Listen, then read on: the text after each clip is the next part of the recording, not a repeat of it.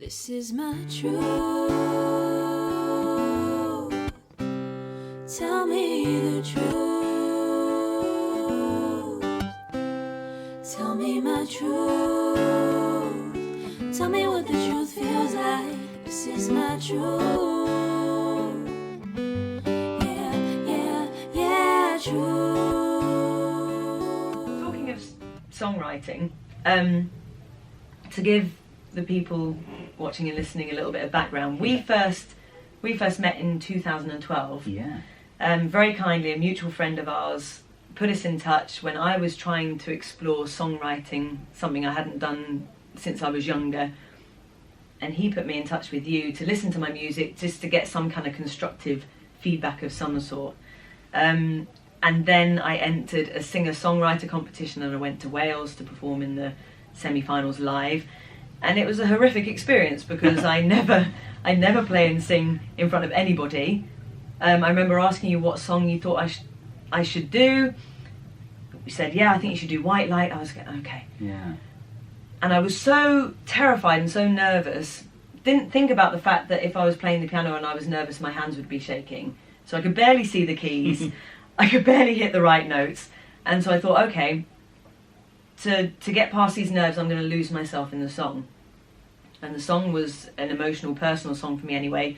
I lost myself in it and then completely lost it and became so emotional I could barely perform. And I've got the email here. This is going to lead on to a question. So you sent me an email afterwards and said, how did it go? I explained to Steve that it was horrific. And your response was, it sounds as if it was perfect. You see, it's all about truth, and what you've described is the truth. Later in the email, you say, you did your best, and as you said, you can't factor in spirit moving in you and coming to the surface. For me, that's the juice. So, Yeah.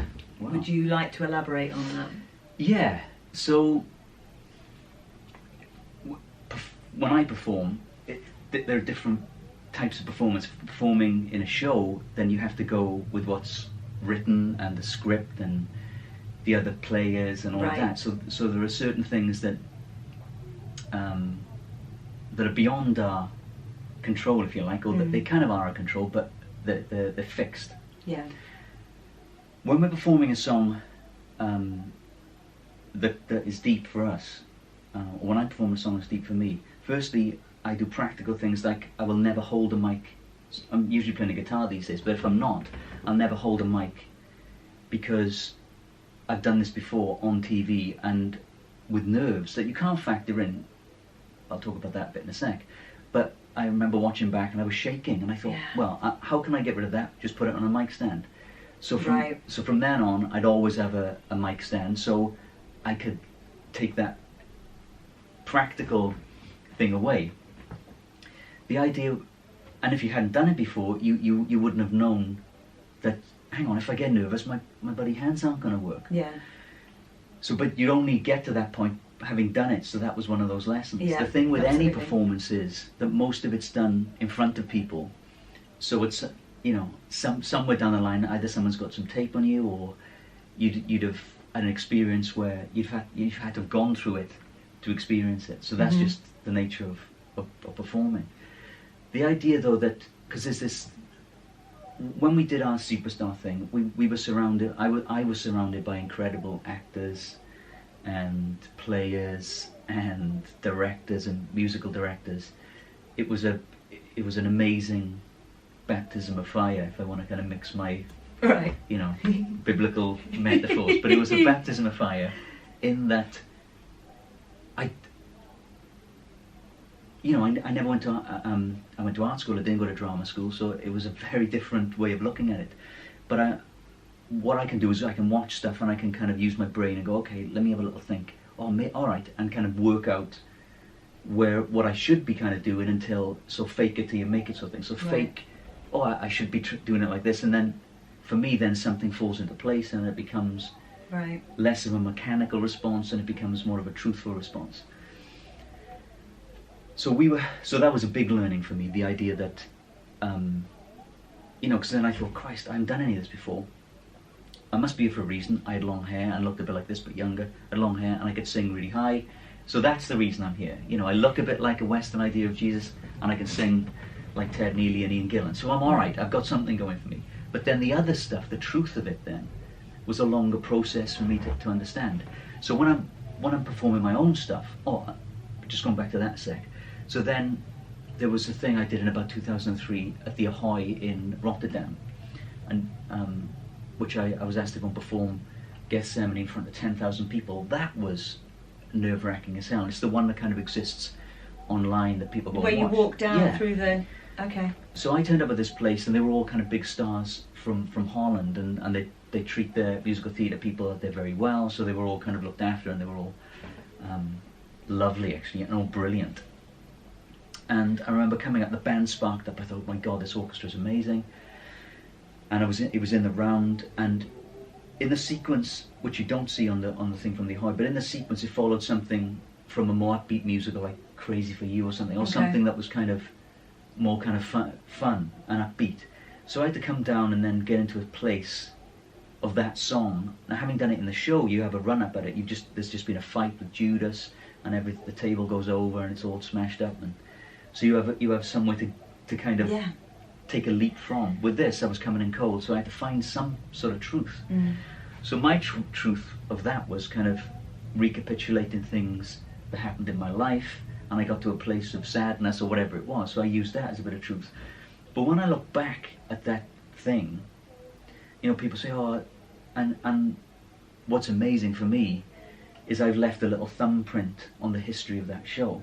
Firstly, the way I sing, before going into the part where I scream the big die, we kind of do a da da da da da da up to die, and that was the old teacher, and I did 3 months in Leith College. Right. And years and years ago, the teacher Rhian Lloyd and I kind of worked, because I did Superstar in a Cornish production, and we worked that out. So it basically came from her brain, and we said, oh, why don't we just do this? And it's now become... And it moves on. It's now become our little thumbprint, and it was so exciting when they did the one in America just now with John Legend. It's still in there. I'm like, oh my God. So our little thing has kind of made it. Wow. Well, we've left a little thumbprint. Anyway, that's exciting. But when I look back at that performance, I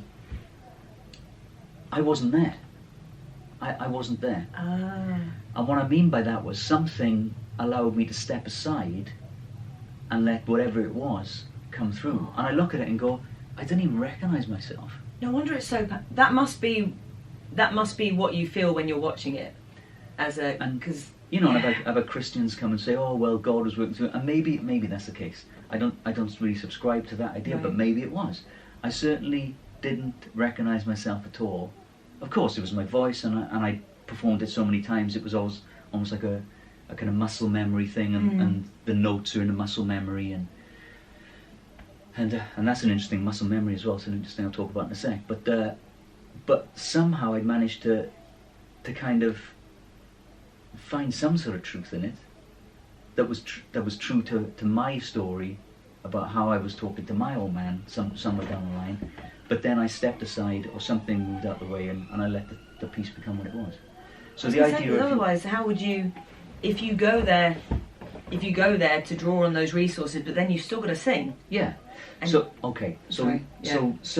going back to so when you played your song, the White Light song, and you got lost in it, it's almost like, this is me talking to myself. I've got to watch myself in a thing like that, where it's going to be so emotional. I've got to watch myself doing it. Right. So I've got to become the watcher of it. Yeah. And there's a moment where it can go the other way. Yeah. And it can, because singing when you're crying, you can't do it. It's like humming when you put your fingers over your nose. You can't do it. Sometimes physically, the mechanism of the voice, if you're choked up with tears and emotion, it's just gonna not work. Yeah. Physically, it's not gonna work. So there's an element of totally letting yourself go, but I find if I'm watching myself doing it, you can go, hang on a minute, you're just going over the edge. But again, sometimes it's good to break down and cry. I've done it a few times doing that song in particular. Have you? So and it's in the muscle memory. I remember I was watching, I was painting a house, painting the skirtings in my friend's house, and it was Sunday afternoon. I put Elaine Page on, Right. or Radio 2 was on, Elaine Page was on, and they played Gethsemane, and I happened to be on the floor painting the skirting in the same position I am when I finished the big scream, and so I was kind of like this, hunched up in this position when I was painting the skirting board, and I did the big scream, and I instantly burst into tears, because there's something about being in that position, kind of the fetal position on the floor when I was doing that, and that note had finished. It kind of brought up all the emotion that I used to remember. So I was literally crying like a baby on the floor.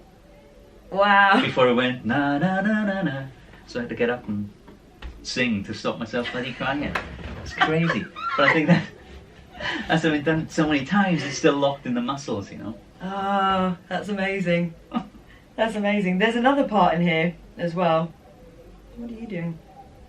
Where you mentioned Bruce Springsteen, actually. You say, okay, we're talking about truth and finding the truth in your performance. It depends on a different part of ourselves. You say the ego plays a part, and sometimes we have to adopt a false personality, i.e. to put on a show of who we are, or more precisely, an amplified part of the part that wants to / has to perform. And then you talk about Bruce Springsteen, who you say in brackets, who I think is one of the most gifted spiritual writers, performers ever to have walked on Earth or other planets. Yeah. You say he has a grip on the boss, the other part of himself that stands on stage and gives it. Yeah. He turns up and is the godlike persona. He transcends Bruce, the songwriting genius, but is still him. This can't be learnt but takes experience. Yeah. Bruce is a rare beast. Right. Because as a songwriter alone, I think he's one of the best songwriters ever. And I think when he goes and people do a retrospective on the body of work, man, it's frightening. Yeah. It's frightening, the amount of talent in one person, I think. And there are a few of them, you know. There are a few people. Every time I've seen him, it's been like a religious experience, and I'm into him. But I've had friends come with me to see him, and they've said the same thing. It's something else. So yeah, Bruce comes as the boss, which is, 40 years of however long he's been playing, Right. accumulated understanding of this dude, man. Yeah. But then he just turns up as this songwriting great, and I mean his voice. I mean, you either like his voice or you don't. Yeah, I adore him. I think he's amazing. But to be on stage for 3.5 hours, giving it 100% is frightening, man. I've been sometimes, and I'm tired just watching him perform. But Bruce is, and he's playing. I think he's still playing in New York, doing his solo thing in a theatre, and I'd love to go and see that, because I think for Bruce, I think I'm talking Bruce. In my experience of watching Bruce, it's about the song. The song is the king. Okay. So it's about capturing that lightning in a bottle, and then performing it and giving the emotion that he got when he wrote it. Right. So you. So as a performer, are you just the vessel? Are you just the kind of the carrier of the song? And like you say, the song is not about you. It's about. For me now it is. When I was young and playing the parts on stage, you have to, and as I've got older, my take on life has changed. Right. People have been born and people have died, and that's shaped who I'm becoming. Yeah. Unfolding. As a performer, it's not about singing high notes. Anyone can sing high notes. It's about which note, and it doesn't have to be high. It's just singing the right note. Yeah. The right note to it. For me, my relationship with the song and the listener, it's all the same thing. It's right. And for me, it's trying to unlock something in myself, to unlock a place of pain or happiness, or it's just a key to a door in myself that sometimes will be a key to a door in somebody else. Right. So for me, it's just finding the absolute truth in that moment, with me, the song and whoever's responding to the song and the place and the sense of place. So there's this kind of Yeah, because I guess it will live differently for different people, won't it? and in a different space it lives differently. And I know that it's landing sometimes, and this is the ego part, the idea that anybody who performs, I think, has to have some sort of ego. And you know, that people have talked about, you know, and I've contemplated, there's something missing in my life that I've got to go out there and get some adoration from people. Maybe it is. And as I get older, the landscape has changed again. You know, the topography of when I was young, you know, you have aspirations to become something, Right. and then the road changes and it becomes a longer road, it becomes a different road.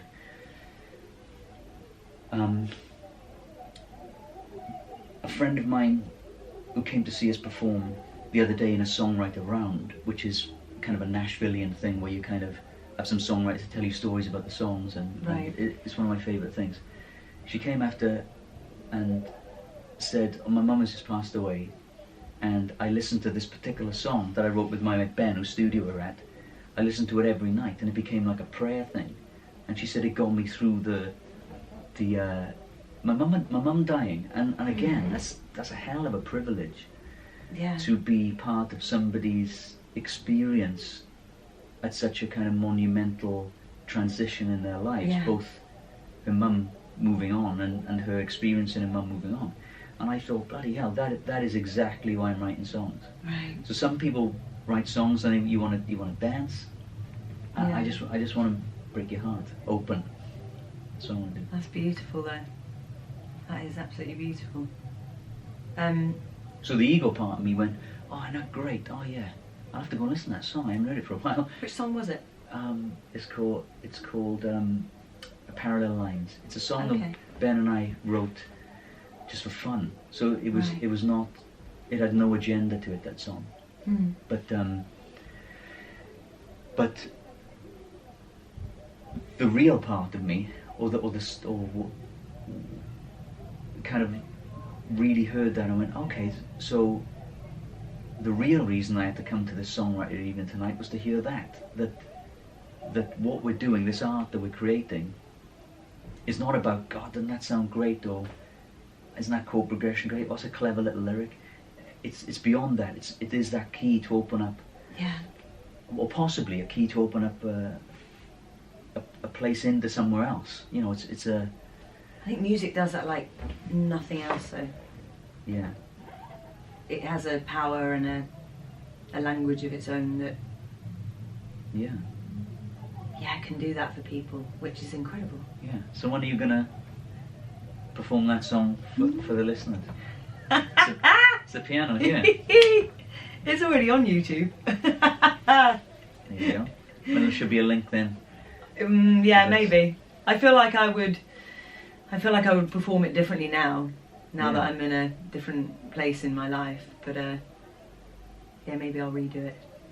Who knows? Yeah, and when I look back at, you know, we're talking about the Jesus thing because I suppose I'm best known for that. But when I look back at that, I hadn't, both my parents were still here, and I hadn't had a child, Yeah. and I remember when we sang my mother when she died. My two brothers and myself was singing, and as she was dying, which, you Singing know, as in. we were just singing a tune that we made up in the moment.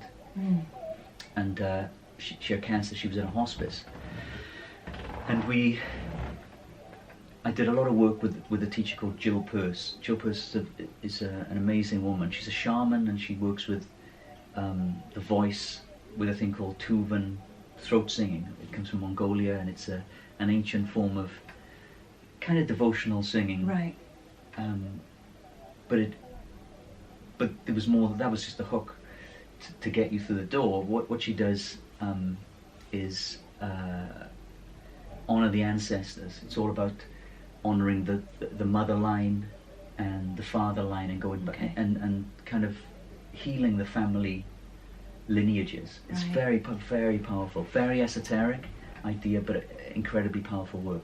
So I did a load of work with Jill, and so I was kind of looking at at death in a slightly different way than I was before I did a lot of work with her, in that none of us are getting out alive, we're all going to go. Mm. Maybe I should start thinking about my own death now, and that sounds very weird, but I point your listeners and readers to the work of Stephen Jenkinson. He's a Canadian guy, worked in palliative care, but has written a couple of brilliant books.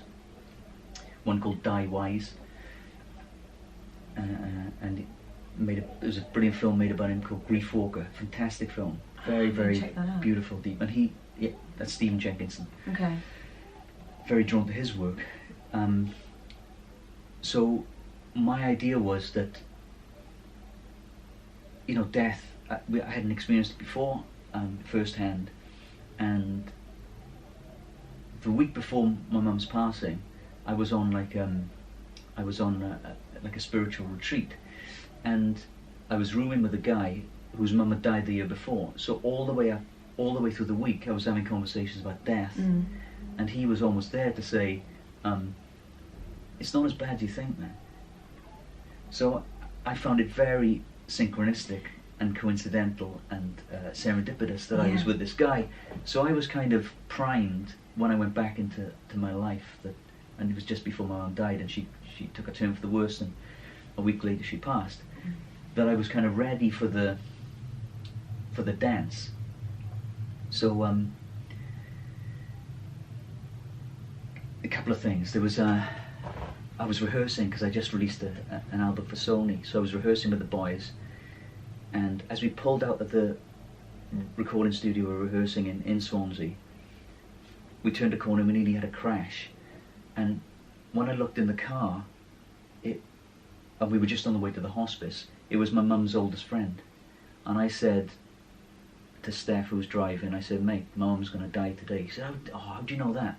I said, "It's just too coincidental when he crashed into her oldest friend." So, and when we turned up at the hospice,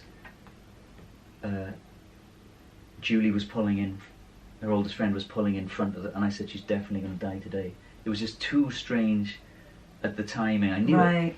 So we got in, my brothers were there, and it became like this very musical, actually. People were coming in and saying goodbye and going, and at some point I thought, we should sing, man. So my brothers and myself started singing this tune that I couldn't remember 5 minutes after she went, never mind today.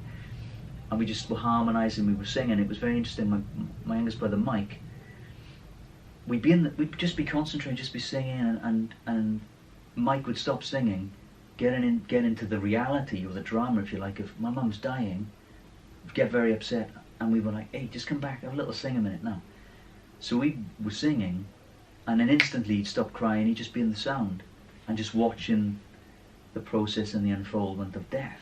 Wow. And because I figured my mum used to sing to us when we were kids. It turns out that hearing is one of the first things that comes in the womb and one of the last things to go. Right. In fact, the last thing to go. So my thinking was, if she's on opiates to calm the pain down, she'd be tripping. So whenever I've been tripping, it's always nice to put Lucy in the Sky with Diamonds on, or something that I know, to anchor myself back into reality. Something familiar. So my feeling was that, hang on, let's just see what happens. So we sang her away, right? So when she passed, we sang for another half an hour, maybe an hour, and then the sound went, and she kind of went. So spiritually speaking, she kind of went on our sound, which she was responsible for physically, for giving birth to us, and also our memory, our kind of oldest memory, was her singing beautiful songs to us as babies all the way through our lives. So she kind of went out on that thing that she was responsible for in some way. So when I remember, I called Jill Peirce, the teacher, up and told her that, and she said this really amazing thing, which I'll always remember. She said, "Well, that will have a resonance going down the line. It will resonate back to her ancestors, the mother line, and it will resonate out into the descendants. So, you know, especially on the female line, the mother line. Right. So if you have a girl, it would already have kind of done its healing, the kind of resonance of the sound and the intention of singing and facilitating her transition would already have a resonance." Of course, I didn't even think of that. That's I went on a spiritual retreat once. A beautiful lady called Natalia O'Sullivan, and she's written a book called The Ancestral Continuum, which is about, That's it. which I'd never really thought about until she discussed it with me, about the residue from previous ancestors and either wounds that haven't been healed, and how they in turn can affect us in this lifetime. And it's fascinating. It's And that's not even going down a spiritual route. It's they call it epigenetics now, when Okay. there could be memory locked within the genes Right. that kind of can play out, yeah. years down, generations down. It's amazing. It's amazing stuff. So if you want to check her out, Jill Peirce, she's amazing. I was gonna ask you who your greatest teachers have been, but I don't. That's a very sweeping question, because I don't know whether I mean musically or spiritually, or. But I guess it's all linked. Have there? Still learning all the time, just learning about my Right. voice, and still, taking classes and still learning about, as I'm getting older, things are changing and Yeah. the sound's changing. And What about as far as you and the biggest influences on you and the person that you're continuing to evolve to be? Have your children, for example, been teachers Yeah. for you? Oh, yeah. Or Every day, having a teenage girl is a Good is the luck biggest with that. lesson in how not to be a murderer. And especially when she's quite theatrical. I wonder why. But she, so yeah, learning every day, though, Nia. People like Jill Peirce, Rian, that I referred to earlier on, was the singing teacher in the college I was at, because it's still got a resonance now with that little Right. thumbprint that we've left on the song Gethsemene. Everybody I've performed with ever, Right. I I was going to say, for someone like you, you've met so many people, and I know I don't know you that well, but you're generous of spirit and a very kind of open book, so I would be surprised if not every single person who crosses your path, you're usually looking for, what am I going to take from this? What am I going to... It's every day's a school day, and Yeah. I'm writing with some young, up-and-coming songwriters, and some people who've never or haven't had much experience at songwriting. Right. And I sometimes learn more from them than songwriters I know who've written massive hits, because there's the naivety of their approach, the fearlessness to kind of try something that you can't do that. Why can't you do that? Do it, and it works out. It becomes. And when I look back at performing on stage, I had no idea what I was doing at all, really. I knew I could sing it, but that naivety of youth is a massive bonus Yeah. in just overcoming, fear and the self-destruct button that most of us have. Right. So I think I try and, well, I definitely learn from everybody all the time. Musically, from absolutely everybody I work Right. with. And you're right. The lessons from the kids. I got a little boy Frankie who's nearly 7. He comes up with some stuff, man. I'm like, you shouldn't even be thinking like that, dude. That is it's so left field, and it's kind of. So yeah, I'm going. Yeah, I'm gonna take that. Wow. So everybody, and because we have to, right? We have to kind of have a look. I agree. We have to have a little look at who we are and what makes us tick, and as an artist, as somebody who's kind of trying to produce stuff and try and get the truth, in a lyric or a phrase or when I perform something. You got to learn stuff. We've got to be open. I toured with an amazing guy called John Lord, and John was one of the founder members of Deep Purple. Right. And aside from being a brilliant musician, was just a brilliant bloke. and super smart, and touring around the world with him. And this is somebody who'd seen everything. You know, they wrote the book on Right. kind of rock and roll, and he was one of the pioneers of mixing classical music with rock, and he did it with a thing called the Concerto for Group and Orchestra back in like the late 60s. So he was kind of way ahead of the curve in lots and lots of different ways. Then you also found something to do with that particular organ sound through the Yeah, amp. that's I right. can't remember what the word. Well, kind of the rock and roll organ. Yeah. It was his thing, man. Yeah. In fact, there was a setting on an old keyboard that was the John Lord sound, Ah. and I had lots of pleasure in showing him that sound. Wow. We were on tour in Eastern Europe, and we'd play with orchestras. So, and there were varying degrees of ability and commitment, should we say. Right. Some were amazing, Okay. and some were challenging for somebody of John's caliber. Right.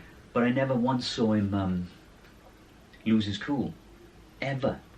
Mm. And bear in mind, we'd turn up at a place and we'd be playing maybe that night or the night after, and he'd have to, with the conductor, kind of shape the orchestra into something that would sound good the next night or whatever. And Yeah. sometimes it was a ball like, man, and it was tough. Mm. He never once lost his cool, and I thought, bloody hell, that was a real interesting lesson in how to conduct yourself and get respect from people in a way without losing your shit. It was amazing.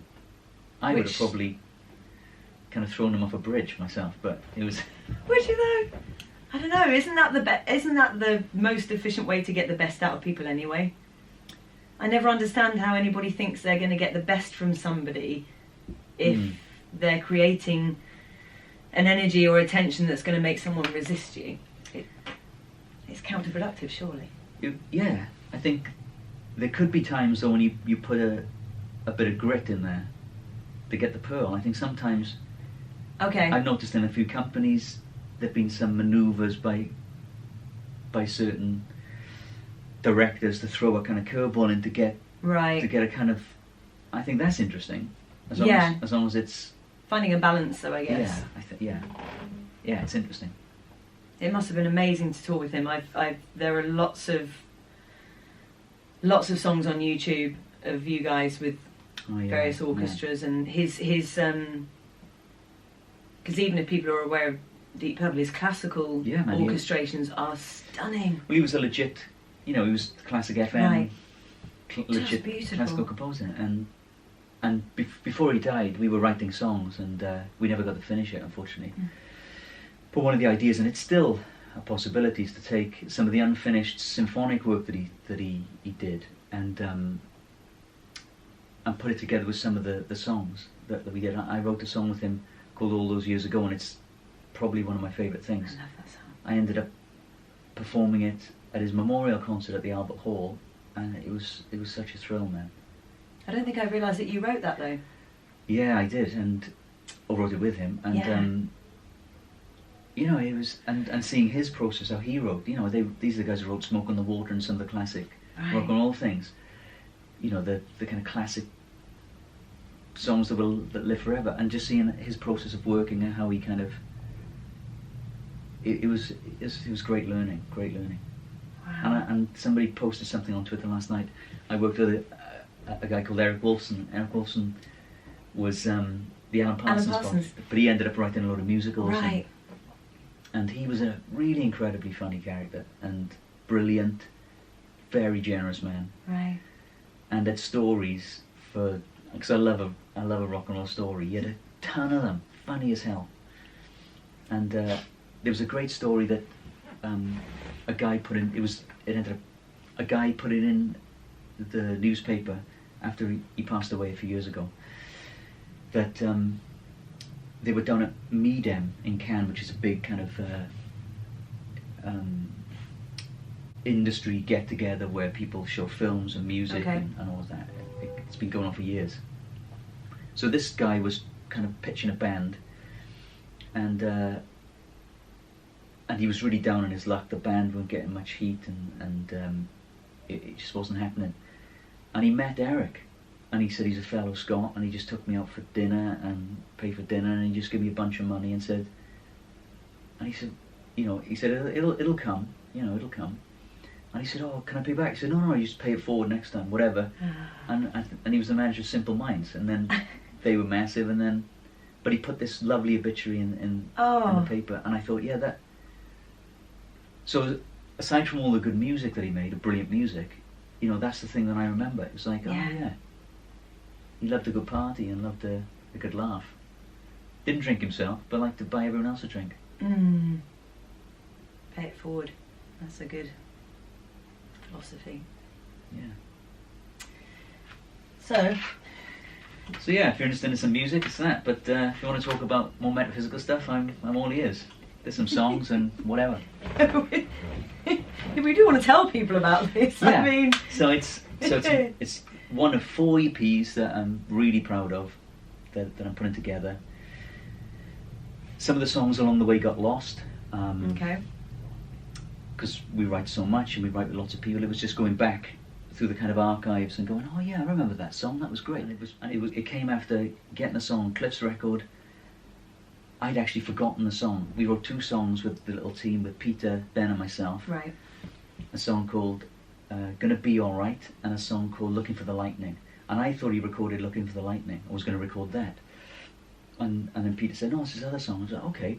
So I went back into the archives of stuff I'd written, pulled out a few things that got kind of lost in the shuffle. A couple of songs that the stories never recorded, and some stuff that I've kind of put down and put aside and go, no, these are good.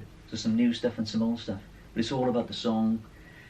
And the music I really love is kind of the Americana thing and the kind of country thing, or the dark alternative country. Right. So it's all about the storytelling, it's all about the lyrics, and and just trying to get the truth, man. 3 chords and the truth. That's what it's about. The truth. How apt for this Fishing for the Truth episode. Yeah. That's amazing. Does that mean I get to do this with you every time you release another Please, EP? it'd be amazing. Because I know you've got more stories. I got tons of stories. Boy, you listen to death. No, that'd be amazing. I'd love to do it again. But in the meantime, when is this going to be released? Do you have a date yet? Anytime soon. Once the artwork is together. So keep an eye on the website. Yeah, I'll let you know. If you follow me on the social stuff at Steve Balsamo on Twitter or Facebook. I'll put all the relevant links. And it's mostly about music or some kind of breakthrough in kind of spiritual stuff or artificial intelligence, and I'm just loving all of that. It's an amazing time to be alive. We're an incredible crossroads. It seems like the world's going to shit, but I think it's a very interesting time to be alive. And we only hear about the shit. We don't hear about... No, you've got to go looking for the kind of good news. It's there. It's absolutely there. We should start the good news at 10. We should. Excellent. I tell you what, I read the other week a copy of the Happy newspaper, which sounds kind of fluffy, but it's this lady who has started a publication of a newspaper that is jam-packed with real, true, inspirational, amazing, happy stories. They're out there, but no one wants to put that in the tabloids, Phew, that's a whole other conversation. Anyway, it's something to do with, there's a meta-narrative that I think certain people want us to subscribe to. Right. There's a meta-narrative that they want us to kind of believe, but I would offer there are many ways to skin a cat. I think there's other narratives out there Absolutely. that might fit us better. So, and I'm a news junkie. I love the news. Right. But I also realise that sometimes I've got to kind of switch it off and go, I'm not going to subscribe to that narrative. Yeah. That's amazing. Thanks, Nia. I feel like we could talk for hours. Come and listen to some nice songs about love. It's all about love. It's all about love. Everything's about love. Thank you. Thank you, love. Amazing.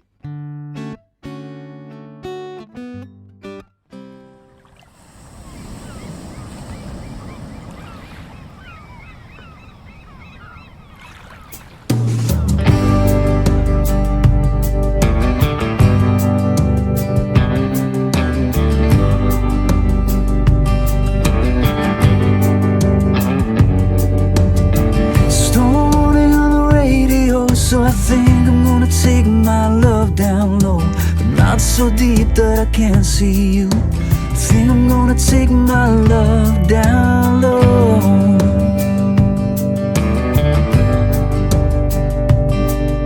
But right about now I need another drink. The bottle from the wreckage helps me think.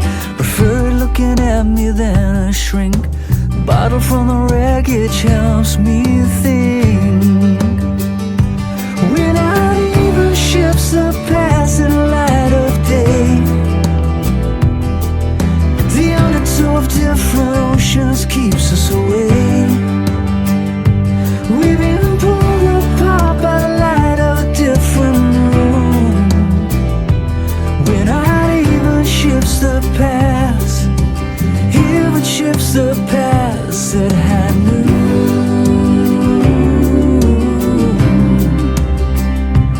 At high noon.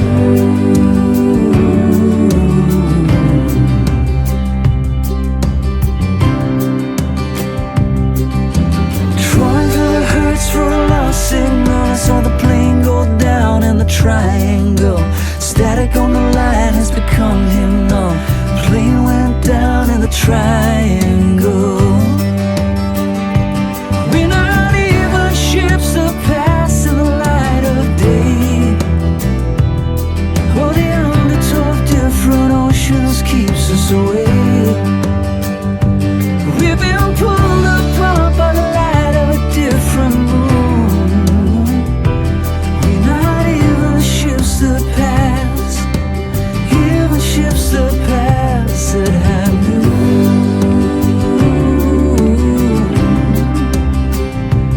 At high noon.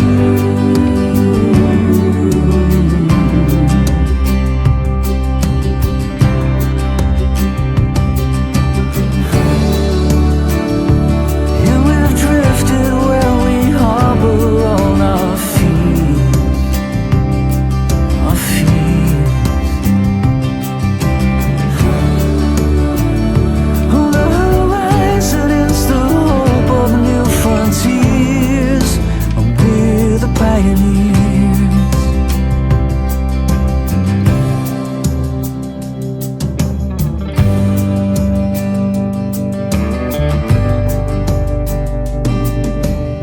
Storm warning on the radio, so I think I'm gonna keep my love down low, not so deep that I can't see you. I think I'm gonna take my love down